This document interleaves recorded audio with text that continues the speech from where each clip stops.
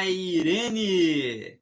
Muito boa noite, já estamos juntos. Mais um aulão essa noite extraordinário, envolvendo exegese, envolvendo hermenêutica. Vamos trabalhar com crítica textual do Novo Testamento, uma aula extraordinária. Já vou aqui compartilhar, porque nós temos que já ganhar um tempo especial para esse momento, outros puderem participar, um grande número puder estar aqui já envolvido, ativos nesta aula extraordinária que está sendo já provista, providenciada, conduzida, entregue para você participar. Você, meu convidado, todo especial para estar agora, neste momento aqui comigo, já aprendendo, já tendo um desenvolvimento de aprendizado que será, claro, como sempre, bastante construtivo na sua vida. E você terá, claro, uma oportunidade de avançar cada vez mais, de conhecer cada vez mais, de ampliar cada vez mais o seu conhecimento. Você está no espaço preparado para você, esse espaço que é um espaço do saber, um espaço em que você não pode perder as oportunidades que aqui chegam, que são oportunidades, claro, para você construir um saber distinto, para você alcançar essa oportunidade de alcançar um conhecimento ainda maior, ainda mais amplo em determinadas áreas. E claro que isso sempre vai ser agregador para a sua vida. Portanto, venha participar,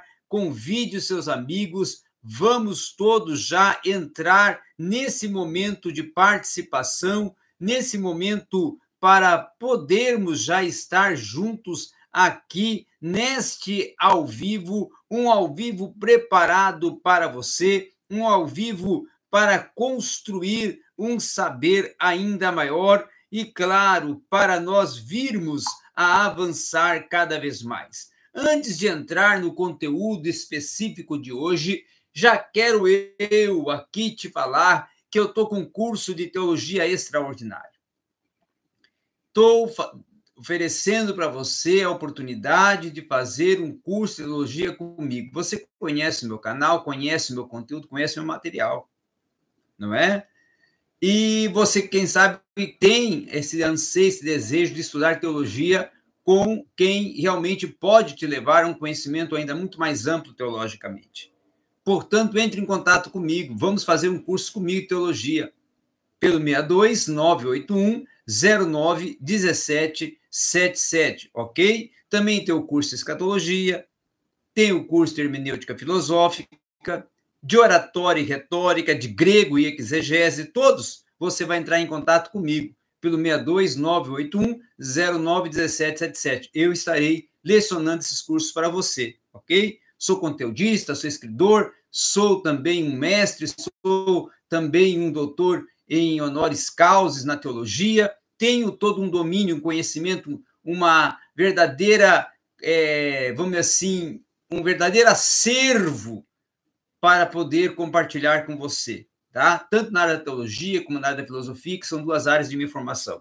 Tenho também, como conteudista e escritor, mais de 30 livros para instituições teológicas e alguns estão claro, para editoras. Eu tenho aqui 2 comigo para te oferecer hoje por um preço todo especial. O Escatologia Pentecostal, que já está acabando, e se você aproveitava antes que acabar para adquirir o seu, tá? Adquira antes de acabar o seu Escatologia Pentecostal, um preço extraordinário, um manual de escatologia dentro da ótica e da perspectiva pentecostal, também o Fundamentos Escatológicos de Daniel, uma obra para você compreender melhor ainda a apocalíptica judaica e ter uma visão ainda muito mais ampla da escatologia proposta e desenvolvida pelo profeta Daniel.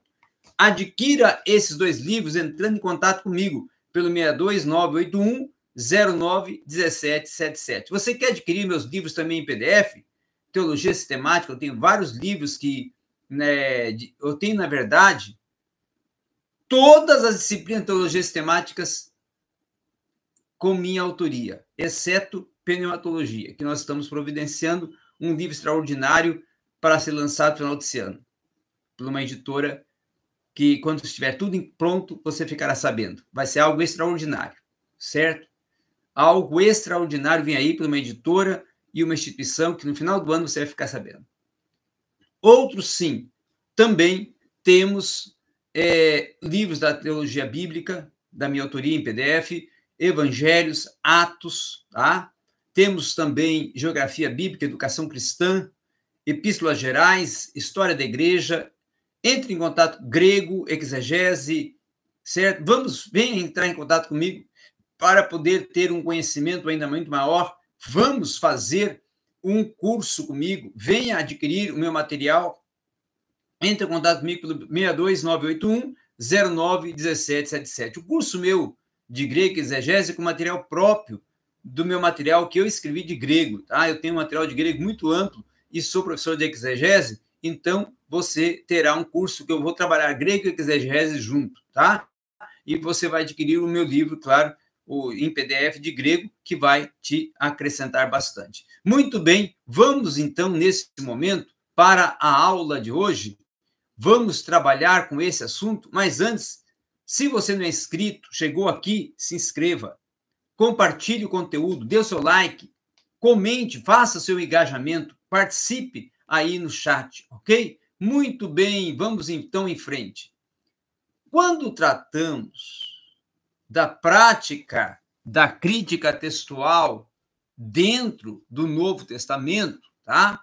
Nós estamos trabalhando com uma crítica textual que ela é proposta e desenvolvida a partir dos estudos dos textos bíblicos, que aparecem nos manuscritos até de contextos antigos, com uma proposta e um objetivo exclusivo de vir a recuperar uma forma de texto que venha se aproximar, dentro do máximo possível, um texto que venha a ser exato dentro do que propõem os escritos originais, que nós denominamos de autógrafos, tá? Até também como apresento alguns copistas, né? Alguns massorretas que vieram a introduzir alterações e que nessa introdução de alterações cometeram erros durante o processo da cópia e da tradução, tá? Então, essa coleta, essa organização de um material, de uma evidência, ele vai fazer parte de um desenvolvimento de um método que irá permitir, assim, avaliar, determinar o significado, as implicações, a evidência, até para que possamos construir uma determinação das variantes textuais que ocorrem, que são inferidas, que são perceptíveis dentro de algumas traduções e versões. Então, essa reconstrução da transmissão do texto se torna imprescindível para uma boa e excelente e eficaz exegese. A crítica textual, tá? Ela não vai se preocupar com a inspiração, ela vai tratar de questões concernentes ao texto original que venham a conter erros no aspecto da tradução. Os manuscritos mais antigos, os mais remotos de um trecho do Novo Testamento, ou até um fragmento do papiro, certo?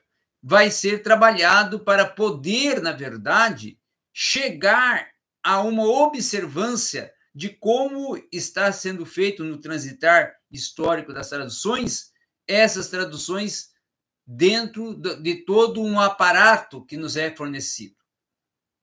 Tradutores que nunca estudaram, na verdade, a crítica textual do Novo Testamento, eles estão conscientes de que ela existe e de que existe também diferenças textuais nos manuscritos antigos, mas muitas vezes não querem aceitar por certo extremismo de um fundamentalismo e de uma ortodoxia cerebral, certo? Não querer dar o braço a torcer, de uma forma mais coloquial. O Novo Testamento grego, por exemplo, nós podemos dizer que ele vai ter muitos manuscritos antigos que vão ter divergências em algumas terminologias, em algumas partes do texto, que quando você vai fazer uma tradução e vai fazer um trabalho com diferentes manuscritos, não é, de diferentes datas e até de diferentes tradutores, você vai observar essas divergências e variantes que ocorrem. E é sobre isso que nós estamos tratando e iremos tratar neste aulão de hoje, que você está sendo convidado a participar aqui comigo. Portanto, podemos dizer que dentro dessa proposta, dentro dessa circunstância, dessa situação, nós vamos dizer que existem manuscritos que podem ser divididos em dois grupos, tá? Os manuscritos de textos contínuos e os manuscritos de lecionários. Aqueles manuscritos de lecionários são justamente os que contêm passagens de várias partes do Novo Testamento, que elas são organizadas segundo uma ordem em que aparece na lista de leitura para os dias específicos, tá? Ou até para liturgias específicas. E também existem os manuscritos de textos contínuos, que são, claro, aqueles que contêm um texto em ordem por seus capítulos, livros de começo e fim e desenvolvimento. Começo, desenvolvimento e fim, tá?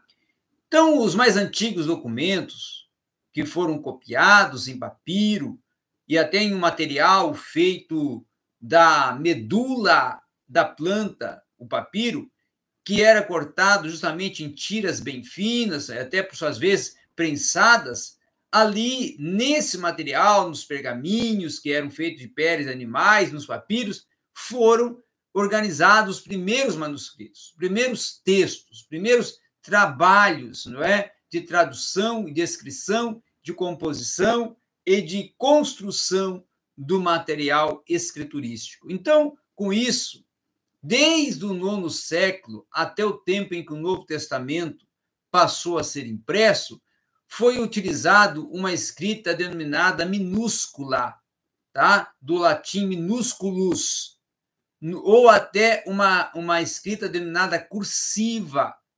Manuscritos que têm esse tipo, por exemplo, de escritas, que são chamados de minúsculas ou até de cursivas, são identificados como algarismos arágicos, tá? Então, até o Códice 33, por exemplo, ele é um manuscrito lá do século IX, que vai conter todo o Novo Testamento, exceto o Apocalipse, tá? E, além do mais, nós podemos colocar também de que 3.000, aproximadamente, manuscritos de textos contínuos, nós podemos dizer que existem. E existe mais ou menos 2.403 manuscritos de lecionários. Então, esses manuscritos, eles vão sempre aparecer no aparato crítico e serão identificados dentro de uma classificação, de uma ordem. Os lecionários gregos, na introdução até neotestamentária do grego, da introdução do Novo Testamento grego, na maioria deles, eles representam um tipo de texto denominado texto bizantino, tá? E os responsáveis até, inclusive, pelas edições modernas do Novo Testamento em grego, costumam agrupar as variantes textuais dentro de um aparato crítico que, na segunda maioria dos críticos dos textos do Novo Testamento, são proeminentes até especialistas que trabalham com os manuscritos gregos e fornecem uma forma que é conhecida desde o 3º século dentro da tradução e do trabalho do Novo Testamento, tá? Uma outra questão também que é importante nós observarmos dentro da exegese, da tradução e da observância da crítica textual é nós nos voltarmos ou até nos direcionarmos para os pais da igreja, para a patrística, tá? Porque importantes líderes, ou até pais da igreja, como nós costumamos chamar dentro da patrística, eles desenvolveram e deram um valor especial dentro do estudo do Novo Testamento.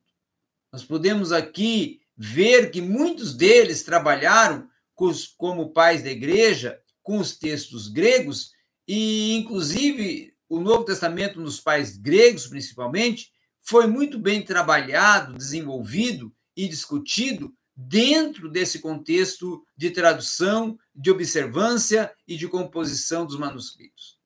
Até nos primeiros tempos da igreja cristã, depois que uma carta apostólica foi enviada a uma congregação, dentro da questão principalmente do que compõe os evangelhos, foi observada que os copistas estavam cometendo alguns erros e que, com isso, as traduções havia suas divergências, tanto da ditografia como também da haplografia. E, com isso, surgia as variantes, tá? Uma questão, por exemplo, que nós podemos dizer que são os erros que são resultantes da ditografia e da haplografia. Às vezes até é difícil, tá? Vir a saber uma letra que foi acidentalmente repetida, aí ocorre uma ditografia, ou acidentalmente omitida, que seria uma haplografia. No grego koiné, por exemplo, as vogais nun, iota e ven, como os ditongos ei, oi e ui, passaram a ter a mesma pronúncia. Os copistas muitas vezes foram em confusão entre até alguns pronomes plurais, como nós, tá? E o vós. Então, nuens e vuens, tá?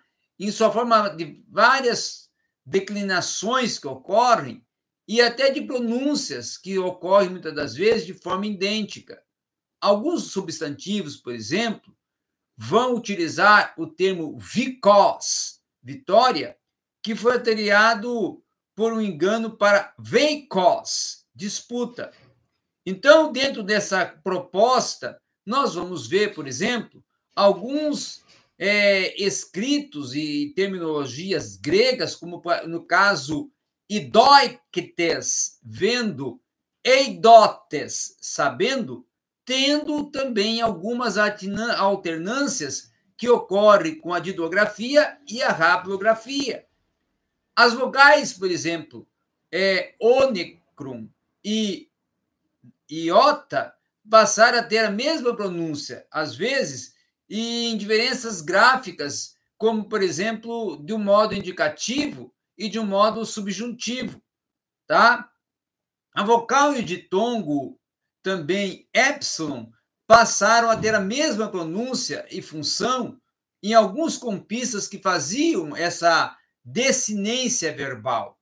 Então, os copistas desenvolveram um sistema de abreviaturas, até com contrações para 15 nomes sagrados, denominado até nomina sacra, tá? Como Theos, Kyrios, tá? Christos, Jesus, tá? Pater, tá? Também pneuma e soter. Então, essas contrações, elas consistiam em escrever apenas a primeira, a última letra, na verdade, e até desenvolver também as questões voltadas para erros involuntários e algumas alterações que haviam dentro dessas próprias construções, tá? Uma outra questão também que nós podemos trabalhar é que outros tipos de diferenças vieram surgindo quando os documentos do Novo Testamento, traduzidos principalmente do grego para outras línguas, durante o segundo e terceiro séculos, vieram a ser levados para a Síria, para o norte da África e depois para a Itália, e ali, claro, houve a inserção de versões para o siríaco, para o latim, tá? Para o egípcio, para o gótico, e aí, com isso, claro, surgiu as variações, as divergências e até algumas rablografias e ditografias ocorridas dentro do texto, tá?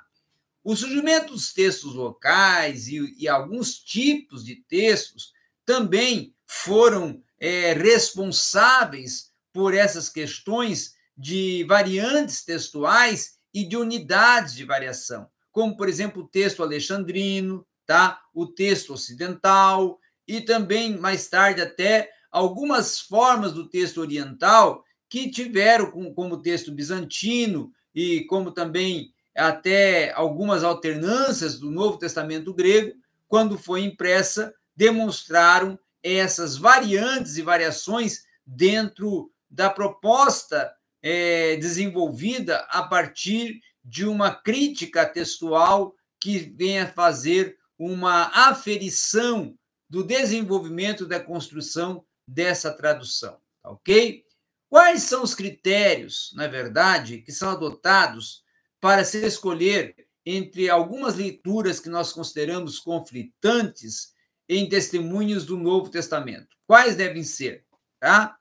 Primeiramente, nós temos que pensar e considerar em todo o aparato crítico. Tá? E aí, a partir de todo o aparato crítico, você começar a desenvolver alguns materiais, como, por exemplo, a evidência externa, tá?